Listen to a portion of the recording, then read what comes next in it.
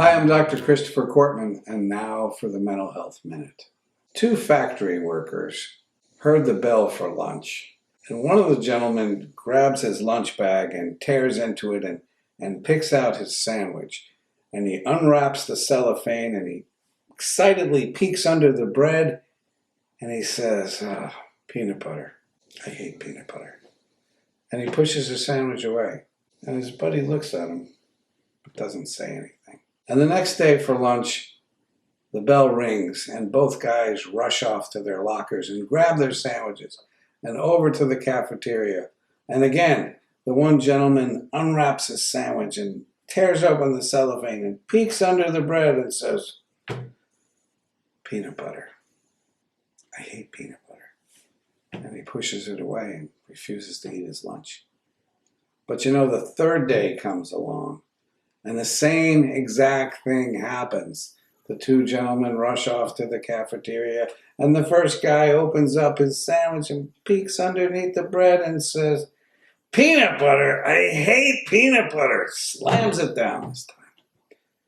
And by this time, his buddy looks over at him and says, "Hey man, this is none of my business, but why don't you tell your wife to make you something besides peanut butter for lunch?"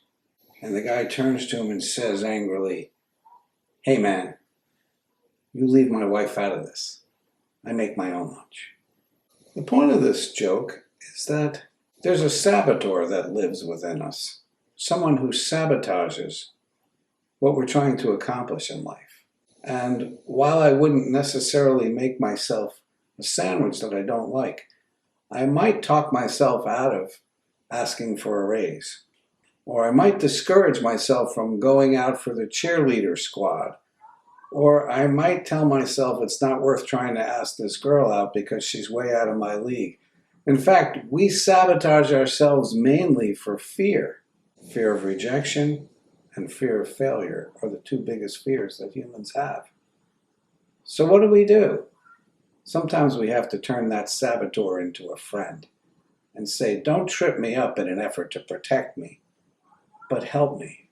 And if I don't make the cheerleading squad, pick me up and dust me off and tell me that I did the best I could and congratulate the other girls. And you know what?